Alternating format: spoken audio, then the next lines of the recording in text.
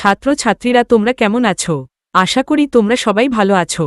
তোমরা সবাই ভালো থাকবে। ভিডিওটা শুরু করার আগে তোমাদেরকে বলি, তোমরা যারা এই চ্যানেলে নতুন আছো তারা অবশ্যই ভিডিওটিকে সাবস্ক্রাইব করবে। ভিডিওটি ভালো লাগলে তোমরা অবশ্যই সকলকে শেয়ার করবে। এখন আমরা স্মৃতিচিহ্ন কবিতাটি পড়ব। কবিতাটি লিখেছেন কামিনী রায়। কবিতাটি পড়ার আগে আমরা একটু ছোট করে জেনে নেব। কামিনী রায়ের স্মৃতিচিহ্ন কবিতার মূল বক্তব্য হল, মানুষের প্রকৃত স্মৃতি পাথরের স্মৃতিস্তম্ভে নয়, মানুষের হৃদয়ে বেঁচে থাকে। কবিতায় কবি বলেছেন, কিছু মানুষ মনে করেছিল যে বিশাল অট্টালিকা বা পাথরে নিজের নাম খোদাই করে তারা চিরকাল অমর হয়ে থাকবে। কিন্তু সময়ের প্রবাহে সেই পাথর ভেঙে যায়, স্থাপনা ধ্বংস হয়, আর সেই নামও হারিয়ে যায়। অন্যদিকে যারা মানুষের হৃদয়ে ভালোবাসা, মহৎ কাজ ও আদর্শের মাধ্যমে স্থান করে নিয়েছেন, তারা হয়তো ধনী ছিলেন না, বড় বড় স্মৃতিস্তম্ভ নির্মাণ করার সামর্থ্যও ছিল না, তবুও তাদের স্মৃতি কখনো মুছে যায় না। মানুষের হৃদয়ে তাদের আসন চিরস্থায়ী থাকে এবং কালের প্রবাহেও তাদের নাম উজ্জ্বল থাকে। এই কবিতা আমাদের শেখায় যে মানুষের জীবনের প্রকৃত সার্থকতা বড় বড় স্মৃতিস্তম্ভ নির্মাণে নয়, বরং এমন কাজ করে যাওয়ায় যা মানুষের হৃদয়ে চিরকাল বেঁচে থাকে। কামিনী রায়ের স্মৃতিচিহ্ন কবিতার লাইন বাই লাইন বিশ্লেষণ করা হল।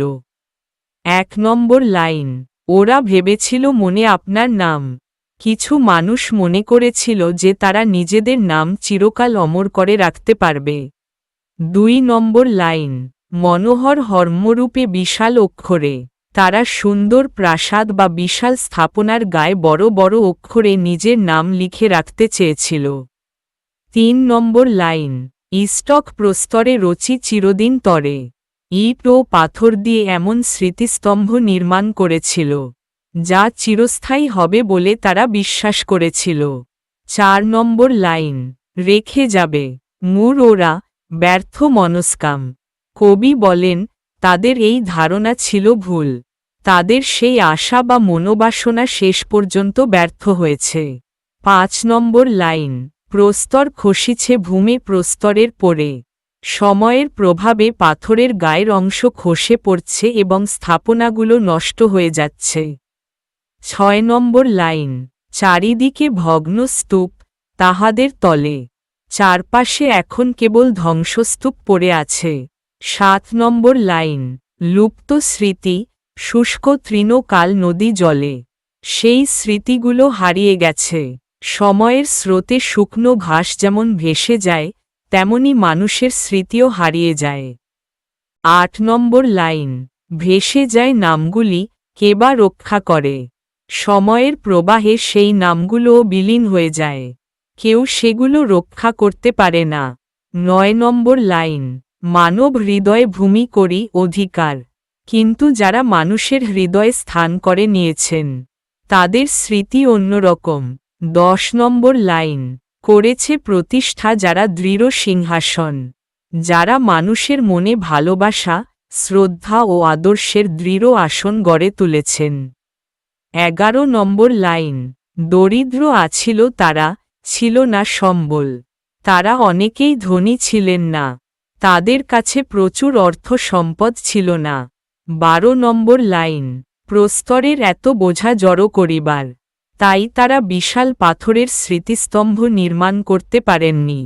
১৩ নম্বর লাইন, তাদের রাজত্ব হের অক্ষুণ্ণ কেমন, কিন্তু মানুষের হৃদয়ে তাদের যে স্থান তা আজও অটুট রয়েছে। ১৪ নম্বর লাইন, কাল স্রোতে ধৌত নাম নিত্য সমুজ্জ্বল, সময়ের প্রবাহ বহু কিছু মুছে ফেললেও তাদের নাম প্রতিদিন আরও উজ্জ্বল হয়ে ওঠে, কারণ তারা মানুষের হৃদয়ে অমর।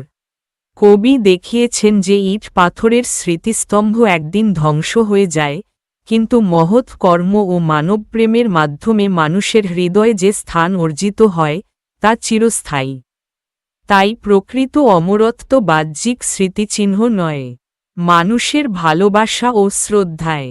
কামিনী রায় 1864 সালে জন্মগ্রহণ করেন এবং 1933 সালে মারা যান। বাংলা সাহিত্যের প্রখ্যাত মহিলা কবি কামিনী রায় বরিশাল জেলার বাসন্ডা গ্রামে জন্মগ্রহণ করেন। তার পিতার নাম চণ্ডীচরণ সেন। তিনি অতি শৈশবকাল থেকে কবিতা রচনায় প্রয়াসী হন।